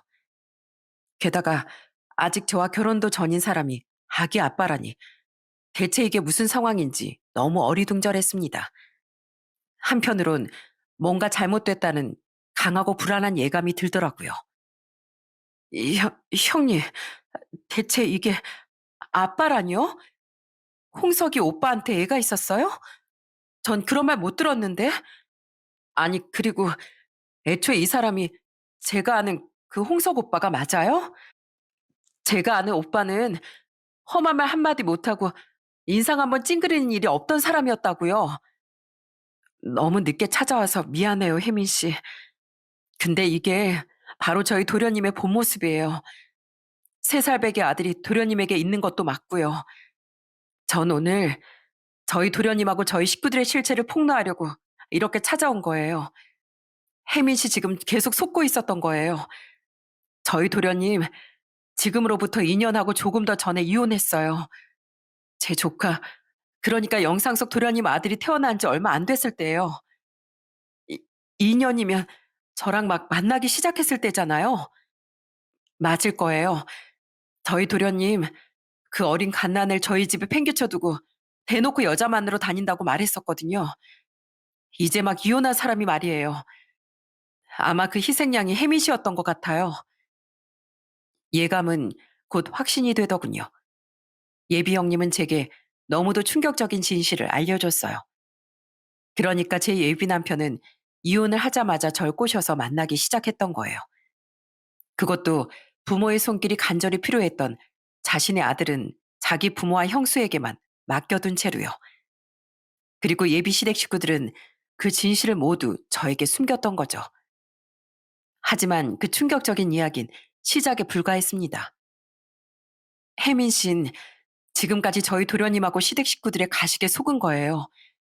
그 사람들 정말 무섭고 끔찍한 사람들이에요. 우선 도련님부터 말하자면 도련님은 사람을 때린 전과도 2번이나 있는 사람이에요. 술만 취했다면 그렇게 시비를 걸고 다녔거든요. 그걸 모르고 결혼했던 제 전 동서도 그 전과를 나중에 알고 얼마나 기함했는지 몰라요. 예비 남편의 전처는 그 충격적인 사실을 알고서도 곧장 이혼을 못했다고 합니다.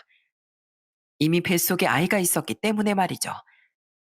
하지만 엎친 데 덮친 격으로 이후 예비 남편이 임신한 자기를 두고 바람까지 피웠다는 걸 알게 됐다네요. 그거 아세요? 제 시댁 식구들이요. 며느리 딸같이 여긴다니 하는 말 다 거짓말이에요. 도련님이 말 안 했죠? 저희 아버님 장손이라는 거요. 그래서 제사도 1년에 5번이나 되는 데다가 저희 시댁 자체가 엄청 가부장적인 집안이에요. 그래서 명절이든 평소에든 늘 이른 며느리들만 하고 남자들은 손 하나 까딱 안 했어요. 어머님은 뒤에 무슨 간수처럼 서서 며느리들이 일을 잘하고 있나 감시하고 구박하기만 바빴고요. 그런 사람들이 혜민 씨 앞에선 우선 도련님을 재혼을 시키려고 세상 다정한 사람들처럼 구는데 저 속으로 정말 구역질이 났어요. 그, 그럴 수가. 놀랍죠? 그런 사람들이 저랑 제 전 동서한테 잘했을 리 만무하지 않나요? 평소에도 하도 시집살이 시키고 윽박 지르고 물론 같이 사는 저보다 덜했겠지만 전 동서도 스트레스가 이만저만이 아니었어요. 그 와중에 정가랑 바람 사실까지 알곤 완전히 질려버려서 애가 태어나자마자 애까지 두고 집을 나가버린 거죠. 그때 도련님은 일말의 죄책감도 없이 애를 아예 저희 집에 맡겨버리고 혜민 씨를 만나러 다닌 거예요. 평소에도 아무도 도와주지 않아 독박 육아를 했다던 예비 형님은 자연스레 그 아이까지 떠맡아 키웠다고 합니다. 그 영상은 바로 그 당시에 찍었던 영상이었던 거죠. 예비 형님은 당시 수많은 아이 영상과 사진을 찍은 뒤 아이의 엄마에게 보내주었다고 해요. 다행히 그것들을 보고 마음이 약해진 아이의 엄만 1년 뒤 아이만은 자신이 데려갔다고 하더라고요. 그때 시부모님은 절 손가락질했어요. 왜 괜히 전 동서한테 애 사진하고 동영상들을 보내가지고 귀한 손자를 빼앗기게 하냐고요. 한 번도 그 애든 저희 애들 육아든 도와준 적도 없는 사람들이 제 희생은 당연시 여겼던 거예요. 세상에 어떻게 사람들이 그럴 수가 있어요? 이건 세 발의 피해요. 아까 말했죠? 그 집 식구들 전부 혜민 씨 앞에서 가식을 떨었다고요. 좋은 시대? 딸 같은 며느리? 말도 안 되는 소리예요. 전 이 집에 나이 28에 시집 오고 나서 완전히 몸종처럼 살았다고요. 결혼하자마자 합가해서 모진 시집살이에 독박 집안일에 육아에 험한 말들까지 저 정말 살아도 산 게 아닌 것처럼 살았어요. 제 남편도 도련님도 제가 그런 취급받는 걸 당연하게 여기는 인간들이었고요. 예비 형님은 과거를 떠올린 듯 마구 도리지를 치더군요. 그리곤 제 손을 덥석 잡더니 간절한 목소리로 말했어요. 혜민 씨, 이 정도만 들어도 알겠죠? 제 시동생, 진짜 남편감으론 최악인 사람이에요. 자기 과거를 눈 하나 깜빡 안 하고 속인 것처럼 거짓말을 밥 먹듯이 하는 데다 양심의 가책이랑은 손톱만큼도 없고 무엇보다 한 번 바람 피운 사람이 두 번 못 피우겠어요? 그냥 이 집안 자체가 다 바람 피우는 종자인데요. 바람 피우는 종자요? 네, 제 남편도 제 시아버지도 전부 다요. 제 남편도 예전에 바람 피웠다 저한테 걸렸었어요. 그때 제 시부모님이 대판 난리를 쳤던 저한테 뭐라고 했는지 알아요? 남잔 다 바람도 피우고 하면서 사는 거니까 쓸데없는 일로 소란 피우지 말라고 했어요. 그리고 그때 알게 됐죠. 아버님도 살면서 몇 번이나 바람을 피웠었다는 걸요. 어머님이 저한테 이렇게 말했거든요. 남자들은 그래도 집에 조강지처가 떡하니 버티고 있으면 다시 돌아오기 마련이다. 하지만 여자는 안 돼. 여잔 엉덩이가 천성부터 가벼워서 한눈 파는 순간 가정이고 뭐고 다 있는 거야. 그러니까 그냥 꾹 참고 살고 넌 행여나 홍만이 걔랑 똑같이 굴 생각 하지도 마라. 했다가 내가 절대 가만 안 둘 줄 알아. 그 기가 막힌 말을 듣고도 예비 형님은 한 번은 참았다는군요. 그때만 해도 예비 시숙이 비는 척이라도 했고 애들을 생각하니 용기가 나지 않았다고 해요. 그런데 정신을 못 차리고 얼마 전 예비 시숙이 또 바람을 피웠다가 걸렸다고 하더라고요. 그 인간 이번엔 사과조차 안 했어요.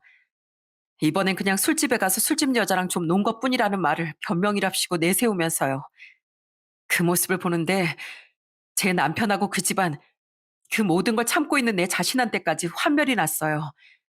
그리고 이런 집안에 아무것도 모르고 들어오게 해서 혜민 씨까지 나처럼 불행하게 만들 순 없다고 생각했어요.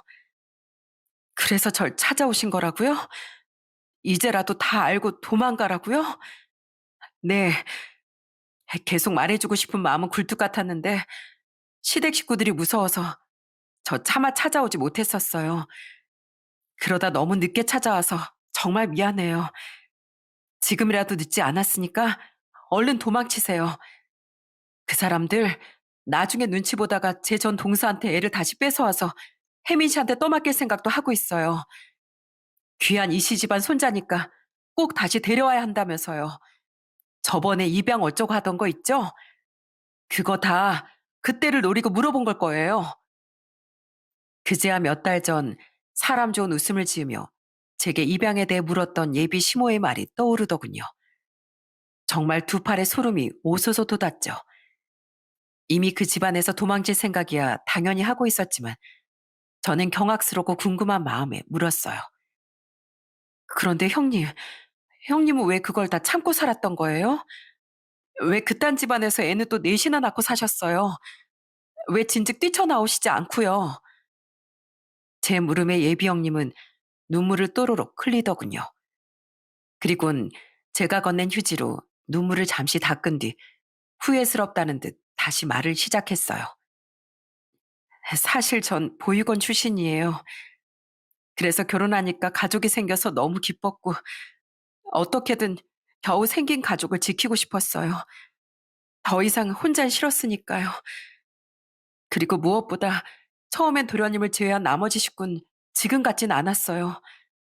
물론 집안일도 육아도 다 저한테 떠넘기긴 했지만 어머님 아버님은 지금처럼 툭하면 고아 기집애라든지 쓸모없는 하등 인간이라든지 하는 심한 말을 하거나 툭하면 윽박지르진 않았죠.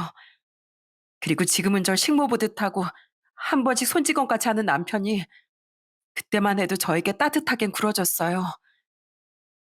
가족이란 존재가 그리웠던 예비 형님은 생각과는 달랐던 자신의 시부모와 남편의 행동을 어느 정도는 참고 살았다고 합니다.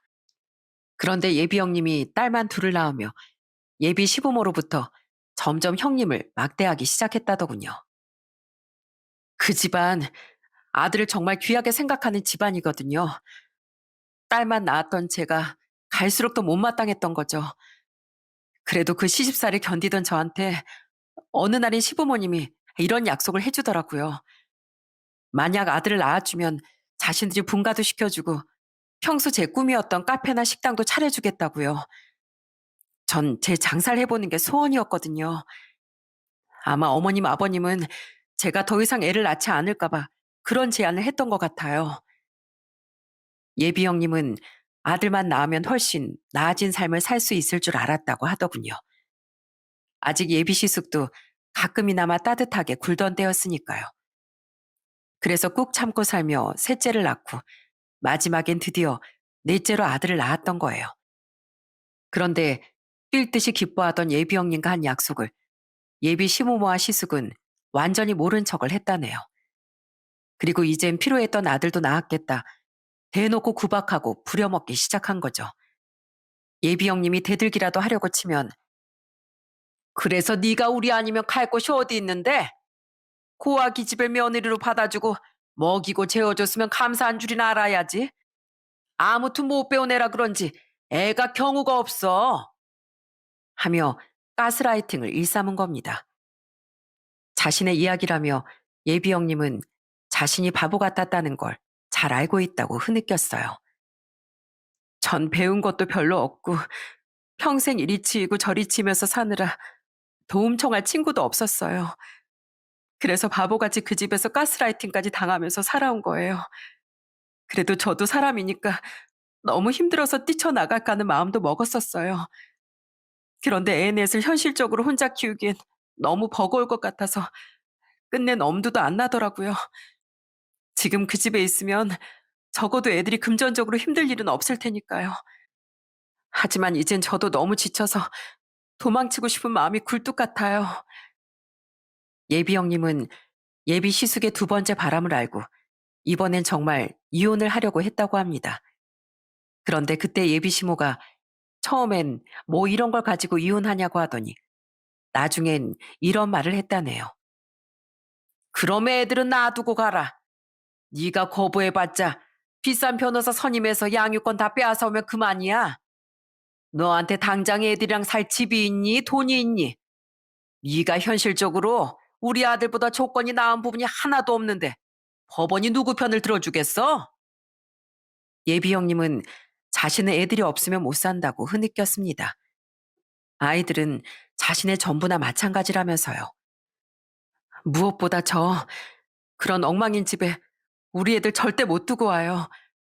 그 사람들은 우리 아들만은 저한테 꼭 빼앗아 가려고 할 텐데 그런 집안에서 크면 우리 아들도 분명 그 인간들과 똑같은 사람으로 자랄 거잖아요.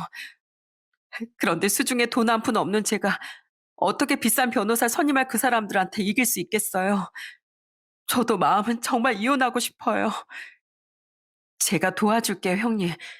아니, 선아 씨. 그러니까 저 믿고 우리 같이 용기 내봐요. 선아 씨는 엄마잖아요. 할 수 있어요. 그리고 너무 무섭고 어려웠을 텐데 지금이라도 저한테 모든 걸 말해줘서 정말 감사해요. 오늘 선아 씨는 한 사람의 인생을 구해준 거예요. 선아 씨 덕분에 그 집안의 실체를 알았으니까 저 이 결혼 당장 엎을 거예요. 저는 그 가여운 예비 형님을 아니 선아 씨를 꼭 안고 달래줬습니다. 그리곤 여태 가스라이팅 당하고 무시받으며 사느라 시댁 식구들에 대한 두려움이 컸을 텐데도 절 위해 용기를 내어준 선아 씨에게 진심으로 감사를 표했죠. 그날 선아 씨를 달래서 돌려보낸 뒤 저는 곧장 퇴근 중이던 예비 남편을 불러냈어요. 정과자라는 말에 혹시 몰라 마찬가지로 회사에서 퇴근했던 제 남동생을 함께 데리고서요. 왔어, 준영이 아빠? 아, 우리 예비 처남도 같이 왔네? 어, 준영이 아빠? 그게 무슨 소리야? 뭘 시치미를 떼? 다 알아들었잖아. 너 애 아빠라며? 그것도 바람 피워서 이혼당한 주제. 이혼이 마무리되자마자 날 만났더라? 게다가 너 전과도 2번이나 있다며? 요즘 결혼하기 전에 뒷조사하는 게 트렌드라지? 그래서 내가 혹시 몰라서 너랑 너희 집안에 대해 조사 좀 해봤어. 증거까지 다 가지고 있고. 야, 너희 집안 정말 대단한 시궁창이더라. 그런 니들을 다 참고 산 네 형수란 사람이 아주 대단하게 느껴질 정도로 어디서 감히 착한 척하면서 사기 결혼을 하려고 했냐? 저는 저와 동생을 보며 환하게 웃던 그놈을 향해 예고편도 없이 본론을 들이밀었습니다. 혹시 선아 씨에게 피해가 갈까봐 약간의 거짓말을 섞어서요. 그때 그놈의 표정은 정말 가관이었어요. 마치 못 들을 말을 들은 사람처럼 그놈의 입은 곧 침이라도 흐를 듯 떡 벌어져 있었죠. 하지만 이어진 제 말에 그놈은 이미 다 틀렸다는 걸 깨달은 모양이더군요. 뒷조사를 했다고? 야, 이거 헛똑똑인 줄 알았더니 생각보다 여우였네. 그놈은 이미 다 글렀다고 생각했는지 냅다 인상을 썼습니다. 딱 영상 속의 그 험상궂었던 얼굴처럼요. 그제야 현실 같지 않던 현실이 정말 실감이 나더라고요. 제게 말로만 전해 들었던 남동생은 순식간에 바뀐 그놈의 태도를 보고 조금 시겁한 표정을 지었습니다. 하지만 그놈은 아랑곳하지 않고 삐딱하게 서서 계속 본색을 드러냈어요. 그래, 나 애도 있고 전과도 있다. 이혼도 했고. 그게 뭐? 이혼하고 애 있는 거 속인 거야 미안하지만 내가 다 너 사랑해서 그런 거야. 사랑이 죄냐? 전과야 뭐 나 이제 개가천선했어. 술도 끊었고 이젠 가정을 위해서만 헌신하면서 살려고 했어. 그래서 네 앞에서 착한 척도 하고 가족들한테도 말하지 말아달라고 부탁 좀 했다. 그럼 된 거 아니야? 애초에 속은 네가 잘못이지. 너나 그걸 숨겨준 것도 모자라 며느리를 종처럼 부리고 산 주제 내 앞에서 가식을 떤 네 가족도 다 똑같은 인간들이야. 그리고 속은 사람이 잘못이면 애초에 법이 왜 존재하겠냐? 이거 기본 마인드 자체가 아주 범죄자인 놈이네. 야, 어떻게 잘못됐다는 사과 한마디가 없냐 넌? 내가 잘못했다고 하면 뭐 나랑 결혼할래? 아, 왜? 우리 부모님 돈이 탐나서? 내가 돌았니? 누가 들으면 너네 집이 되게 재벌이라도 되는 줄 알겠다. 난 그깟 돈들 필요도 없고 그냥 네가 어디까지 쓰레기인가 싶어서 물어본 거야. 이 인간 말종아. 결혼 같은 소리 하고 있네. 너 같은 건 당장 파혼 땅땅땅이야. 이 사회에서 박멸돼야 할 바퀴벌레 같은 사회아가. 내가 너 절대 가만 안 둘 줄 알아. 뭐? 바퀴벌레? 이게 보자 하니까. 저는 그놈에게 맞서서 악다구니를 썼습니다. 그러자 그놈은 방금 전까지 개과천선했다던 말이 우습게 제게 주먹을 들어올리더군요. 하지만 씨알도 안 먹히는 짓이었어요. 제 옆엔 무려 태권도의 유도 유단자인 제 동생이 있었으니까요. 그놈보다 키도 덩치도 훨씬 컸던 제 동생은 제게 달려들려던 그놈을 가볍게 툭 밀쳐버렸습니다. 그리곤 한 방에 나가떨어진 그놈에게 위압적으로 말했죠. 아이쿠, 난 그냥 우리 누나 앞만 막아서려고 했는데 왜 이렇게 맥을 못 쳐? 나 이거 고의도 아니고 네가 먼저 주먹 들어올려서 우리 누나를 막아준 것뿐이다. 야, 이 한심한 자식아. 여자를 책임질 생각이 없으면 애초에 결혼 시도를 하지 말던가. 남자가 돼서 왜 그렇게 벌레처럼 사냐? 넌 남자들의 수치야. 너 한 번만 더 우리 누나 앞에서 설치면 네가 술 먹고 휘두른 솜주먹이 아니라 진짜 주먹 맛이 뭔지 내가 알려줄 거야. 알았어? 정가가 있다더니 그땐 힘이 없는 여자나 노약자들에게만 폐악을 부려댄 건지 그놈은 한 번 맞서지도 못하고 꼬리를 내리더군요. 저는 그 한심한 놈에게 마지막 말을 남겼어요.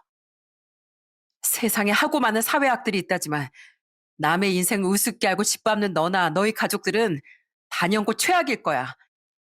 나야 대충 손 털고 그런 니들이랑 인연 끊을 거지만 부디 누군가한테 꼭 잘못 걸려서 세상에서 박멸되길 바란다. 어? 그놈은 겁을 먹은 와중에도 분했는지 동생 몰래 저를 쏘아보려고 하더군요. 하지만 제 동생이 으르렁대자 냅다 뒤를 돌아서 우리보다 먼저 줄행랑을 쳤죠. 정말 제가 인연이나 보아온 사람이 맞나 싶어 자괴감도 들고 허탈감도 들더라고요. 저는 그렇게 사기 결혼을 시도했던 그놈과 파혼을 하게 됐습니다. 이후 저는 꽤 이름난 이혼 전문 변호사였던 친구에게 소송을 의뢰했어요. 뭐? 결혼하려던 놈이 그런 인간 말종이었단 말이야? 세상에. 야, 걱정하지 마. 친구 좋다는 게 뭐냐? 내가 수임료 딱 절반만 받을게. 친구는 고맙게도 변호사로서보단 친구로서 크게 화를 내고 공감해주며 수임료도 대폭 깎아주려고 하더군요. 저는 그런 친구의 도움 덕에 파혼의 유책자인 그놈에게 손해본 금액들을 모조리 청구해서 받아낼 수 있었어요. 결혼식장 취소 위약금과 거의 돌려받지 못할 신혼여행 예약 비용, 제가 마련한 혼수 비용 등등 전부를 말이죠. 게다가 결혼 전 중대한 사실을 숨겼다는 사실을 바탕으로 정신적 위자료까지 받아낼 수 있었습니다. 제가 소송에서 이기기 전 약이 올랐는지 그놈의 엄마가 제 피부샵으로 찾아와 깽판을 치고 간 적이 있습니다. 이 개나리 십장생 같은 게 어디서 감히 니깎게 우리 집안에 소송을 걸어? 그리고 우리 아들이 이혼 한 번 했고 애도 정가도 좀 있기로써니 그게 뭐가 잘못인데? 사람이 살다 보면 좀 실수할 수도 있지. 감히 결혼식 겨우 3일 전에 파혼을 통보해서 우리 집안을 개망시켜? 애초에 그게 잘못이라고 생각을 못하는 집안인데 어떻게 제가 탈출을 안 하고 배겨요? 그리고 저 여기 지금 영업 중인 거 안 보여요? 당장 나가요. 못 나가? 우리 집안 개망신 주고 넌 멀쩡할 수 있을 줄 알았어? 여기요 손님들. 이 사장한테 관리받지 마세요. 이 여자 완전 웃긴 여자야. 우리 집안 돈만 보고 우리 아들한테 접근했다가 뭔가 수가 틀리니까 돈 뜯어내려고 억지 소송까지 걸고 파혼해버린 파렴치 아니라고. 방금 아줌마 입으로 아줌마 아들이 파혼당한 이유를 줄줄 다 불었으면서 지금 누구더러 파렴치 아니라는 거예요? 돈이 아무리 많으면 뭐예요? 그 돈을 틀어진 당사자들이 짐승만도 못한 사람들인데 그 아들의 그 부모라고 어쩜 저렇게 부모고 자식들이고 하나같이 저 모양인 거야? 아, 좀 손님들 불편하니까 좀 나가라고요, 이 진상아. 저야 몇 번을 오든 똑같이 응수해주면 그만이었지만 저를 믿고 찾아와 주신 손님들께 너무 죄송했습니다. 제가 결국 경찰을 부르려고 하자 그 여잔 시근덕대며 가게를 나갔어요. 까랑까랑한 목소리로 이런 말을 하면서요. 그래, 내 오늘은 이만 가마. 근데 내가 이대로 끝낼 것 같니? 경찰? 불러. 벌금이라도 내라고 하면 내면 그만이야. 난 돈 많으니까. 내가 앞으로 매일같이 찾아오면서 네 영업 방해하고 이 가게 문도 닫게 할 거야. 두고 봐. 아, 그래요? 어디 그래봐요, 그럼. 나도 절대 가만 안 있을 테니까 누가 이기나 보자고요. 그 여잔 제가 질려버릴 때까지 저희 가게에 찾아올 요량인 것 같더군요. 하지만 저는 코웃음을 치며 다음날 아침 저와 파혼한 그놈이 다니는 회사로 찾아갔습니다. 그리고는 사무실로 찾아가 그놈을 향해 큰 소리를 뻥뻥 쳤어요. 야, 이용석, 너 진짜 나랑 끝까지 해보자는 거야? 뭐? 갑자기 여기까지 찾아와서 그게 무슨 소리야? 그리고 목소리 낮춰. 여기 내 회사인 거 몰라? 그걸 모르고 내가 어떻게 찾아왔겠냐? 난 지금 너희 엄마가 어제 손님들 앞에서 나한테 한 짓이랑 똑같이 되갚아주고 있는 거야. 야, 네 엄마가 어제 날 찾아오더니 네가 뭘 그렇게 잘못했냐고 소리치더라. 그리곤 자기 집안 망신준 내 가게를 닫게 하겠대. 오늘도 내일도 앞으로 계속 찾아오고 영업방해하면서. 우리 어머니가? 아니 그걸 왜 나한테 그래? 네가 똑바로 네 가족을 단속해 할 거 아니야. 그리고 나 사실 여기 온 이유는 뭘 좀 물어보고 싶어서였거든. 넌 진짜 너희 가족이 파탄난 인성을 감쪽같이 속인 건 제외하고서라도 한 번 이혼한 것도 애가 있는 것도 심지어 남 때린 정가까지 2개나 있는 것도 나한테 속인 게 파혼 사유가 아니라고 생각하니? 아, 아니지. 그렇게 생각하고 있지? 나한테 파혼 당하던 날 그렇게 얘기했었네. 내가 기억력이 이렇게 안 좋다니까. 야, 주혜민, 너 조용히 해. 너 지금 무슨 말을 떠들고 있는 거야? 사람들 다 듣잖아. 뭐야, 홍석 씨 정가가 있는 사람이었어? 회사는 그것도 모르고 채용을 한 거야? 하긴 우리 같은 작은 기업에선 일일이 사람 정가 조회까지는 안 하는 경우가 많잖아요. 그래도 그렇지 세상에 저런 무서운 사람이 우리 회사에 2년이나 몸을 담고 있었단 말이야? 앞으로는 경력직이든 신입이든 채용할 때 무조건 범죄 기록은 확인해보자고 대표님께 건의드려야겠어요.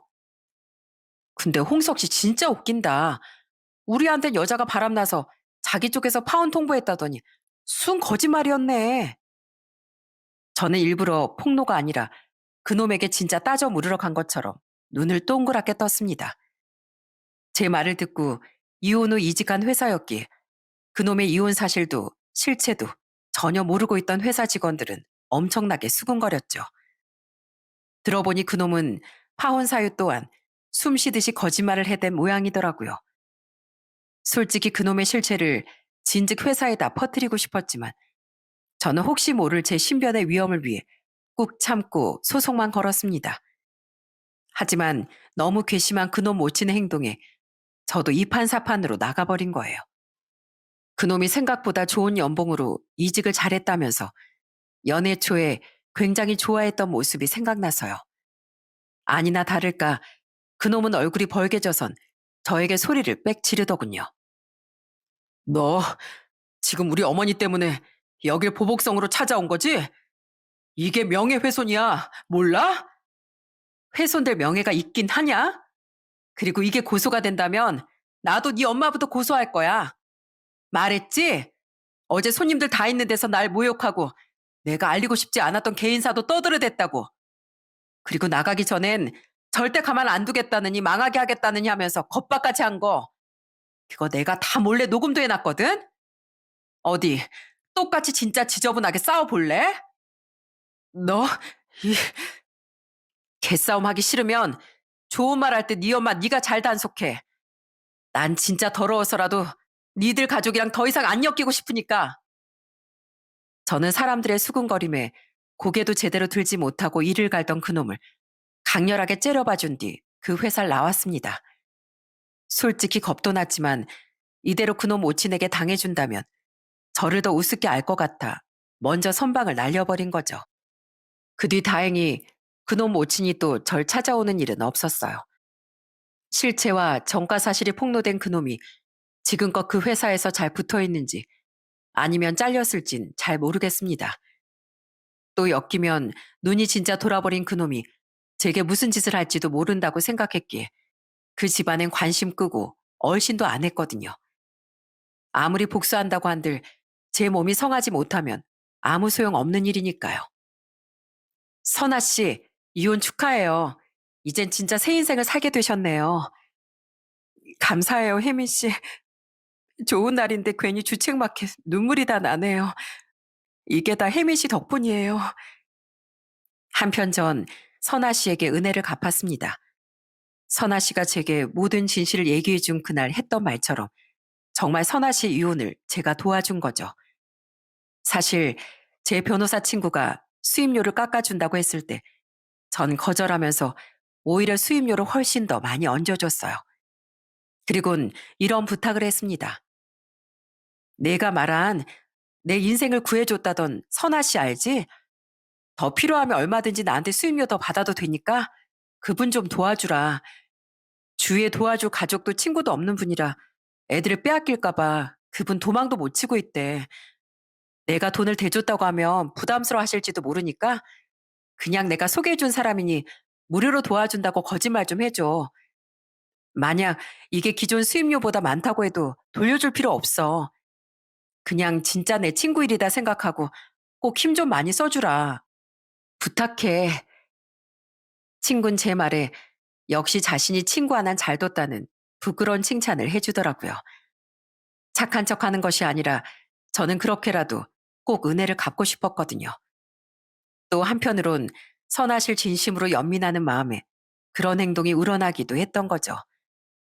이후 선하신 제 친구의 도움을 받아 아이 넷의 양육권을 모두 가져오며 이혼할 수 있었습니다. 그뿐 아니라 4명분의 양육비와 예상한 것보다 더 많은 재산 분할도 받아냈죠. 마지막으로 선하신 그 상종 못할 인간들에게 위자료까지 받아낼 수 있었어요. 선아 씨 모든 법적 분쟁이 끝났던 날 고맙다며 절 끌어안고 울었습니다. 좋은 날인데 좀 울면 어때요? 많이 우세요. 그리고 제가 한 게 뭐 있나요? 그냥 제 친구 마음씨가 착해서 일이 잘 된 거죠. 제가 나중에 그 친구한테 거하게 밥도 사고 선물도 줘야겠어요. 이미 제가 작게나마 마음을 담아 선물을 해드렸어요. 그리고 그때 끝까지 안 받으시려던 변호사님이 결국 혜민 씨 얘기를 해주셨어요. 사실 공짜가 아니라 혜민 씨가 제 수임료를 넉넉히 지불해 주셨다고요. 감사해요, 혜민 씨. 혜민 씨가 아니었다면 전 정말 여전히 암담한 길을 걷고 있었을 거예요. 아이고, 걔도 워낙 거짓말을 잘 못해가지고. 아니에요, 선아 씨. 물론 제가 돕긴 했지만 선아 씨는 저보다 더 크게 절 도와주셨잖아요. 그리고 그때 선아 씨가 용기를 내서 제게 와주시지 않았다면 제가 선아 씨를 도울 일도 없지 않았겠어요?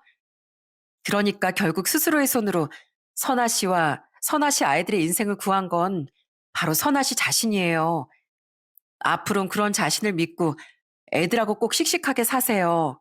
아셨죠? 화이팅! 저는 그런 선아 씨에게 역으로 다시 감사함을 전했습니다.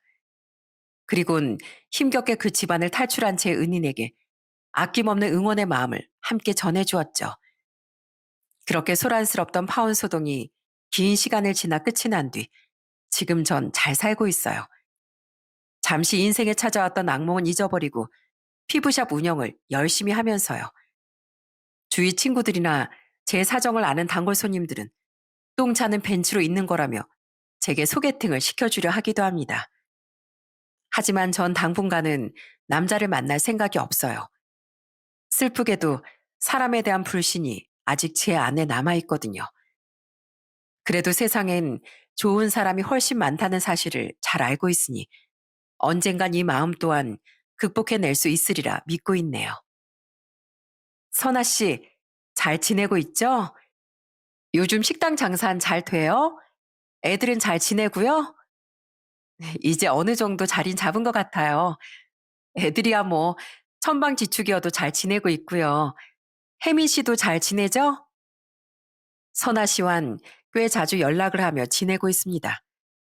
선아 씨는 지금 이혼하면서 생긴 돈으로 아이들과 살 거처도 구하고 작은 백반집도 차려 운영하고 있어요. 물론 음식 장사가 쉽진 않겠지만 그래도 너무 행복하다고 선하신 말하곤 해요.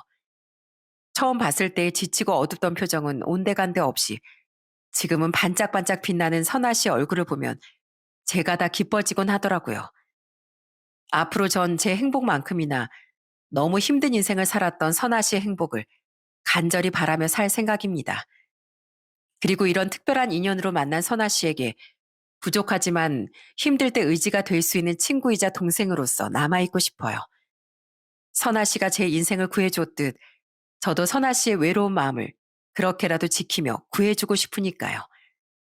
세상엔 저처럼 사기 결혼을 당할 뻔하거나 이미 당한 피해자가 참 많은 것 같더라고요. 전 한 사람이라도 많은 피해자를 줄여보고자 이렇게 사연을 공유하게 됐습니다. 부디 저 같은 피해를 보시지 않으려면 꼭 결혼 전에 서류란 서류는 전부 다 떼어보시길 바래요. 가능하다면 주위에 그 집안에 대해 알아보시기도 하면 금상첨화겠고요. 너무 음흉한 행동인 것 같지만 이런 기상천외한 경우가 심심치 않게 있는 세상이니 조심해서 나쁠 건 없는 세상이라고 생각합니다. 그럼 전 이만 여기서 인사드릴게요. 제 사연 끝까지 들어주셔서 감사합니다. 모두 평안한 하루 보내세요.